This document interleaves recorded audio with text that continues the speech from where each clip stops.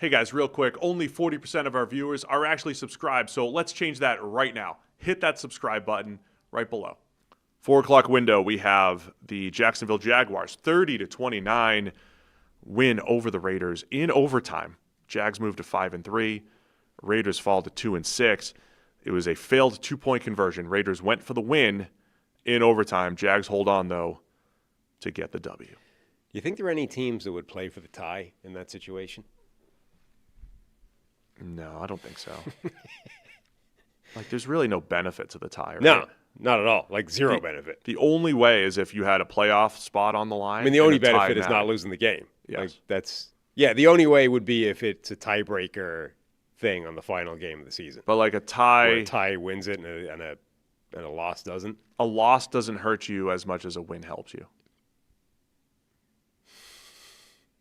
Got it. Figure that one out. Yeah.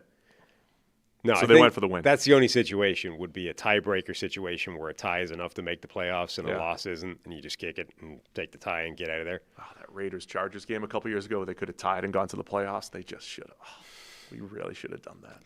Just taken they went to, didn't they go to overtime in that one? Yeah.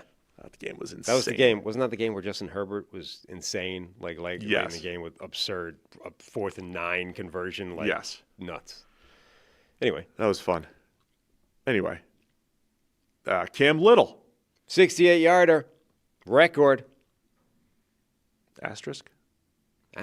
New kicking You want an asterisk next to every kick this year because of the K ball. Every kick this year. Cam Little has set an NFL record, 68 yards. It's only an asterisk if they realize that they juice the ball and change the rule and go back and we have 1 year of juice kicking balls. Which they it's might. Not an asterisk if they've just changed it to this and now this is the K ball from now on. Just the second longest kick that Cam Little's made in game action this year. Since he had a 70-yarder in the preseason. Genuinely, it's just a matter of time and opportunity before this record is 70+ and maybe significantly ahead of 70.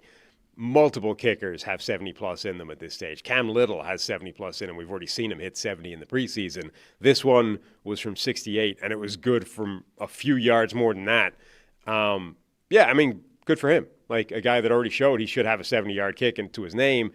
He's now 68. I imagine the NFL is kind of happy that Justin Tucker's name is no longer attached to records, and they have to talk about a guy that's got that kind of current legal wrangling attached to his name, shall we say. So that's good. Good for Cam Little.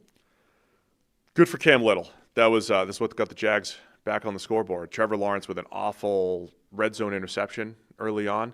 He timed it up well. It was right as the 1 o'clock games were really finishing up, and then the Chiefs buried his interception in the important time. It was I'm gonna take some chances at 4:25 because you got Bears Bengals finishing. They got some wild stuff happening in the ones. Chiefs Bills. Everybody's tuning into that. I'm just gonna try to throw it into double coverage on the red. That's zone. The kind of awareness that you want your franchise quarterback to have. If you're gonna have bad plays, bury them in the witching hour. Bury them in the witching hour when you're starting the game, not in the fourth quarter of the witching hour, but in the 4:05 window.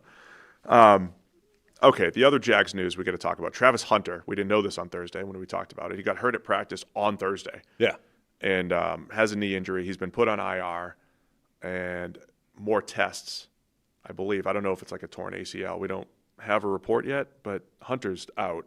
It was an immediate he's on IR thing, which is it's not exactly a good sign. Right. So that was unfortunate. And, goes back to the whole draft decision. And if you draft one player to, I always viewed it as, look, you've got 2 depth chart spots with Travis Hunter, wide receiver in a corner. But if he gets hurt, you lose 2 depth chart spots as well.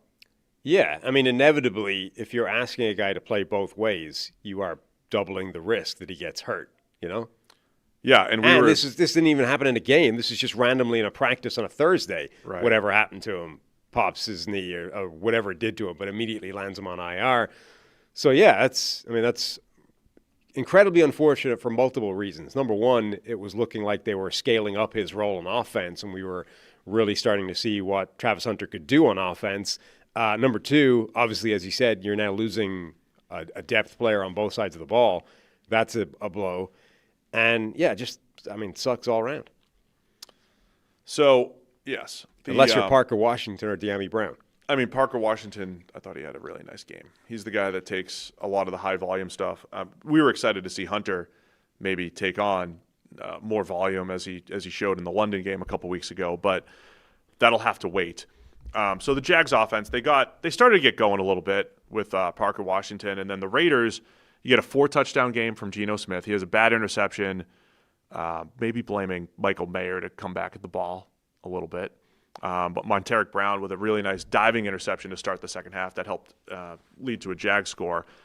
But Brock Bowers, someone's offensive rookie of the year last year, 12 catches. An AP voter, in fact. One solitary AP voter.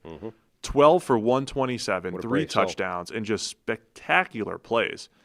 I mean, football's such a funny game, Sam, right? Like, you have some teams that lose players and they have all their backups come in and they overachieve, and it's like, wow, good balling, good job.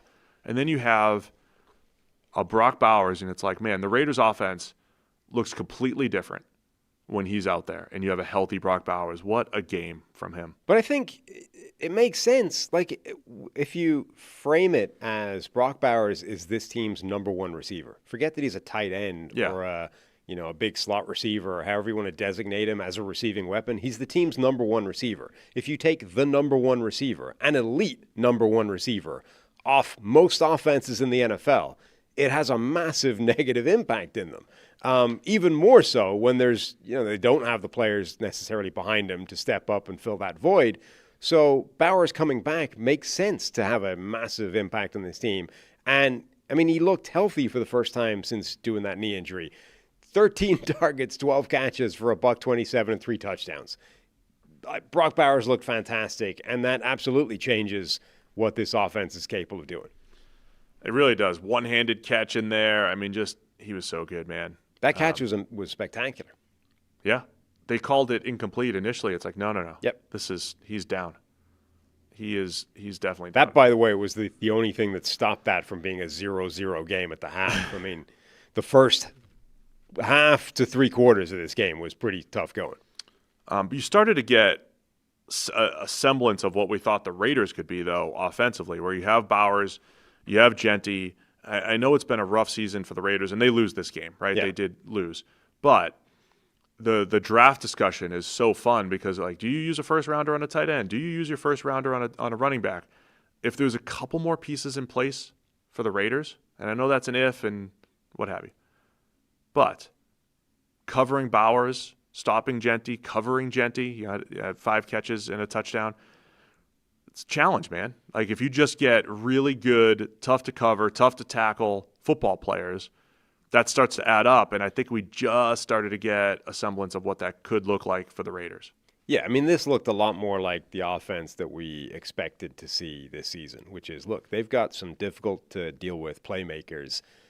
Geno Smith is capable of impressive output as a quarterback and should not have been anywhere near as bad as he's been this season. So Geno putting up this kind of stat line, 29 or 39 for 284 yards, 4 touchdowns, an interception.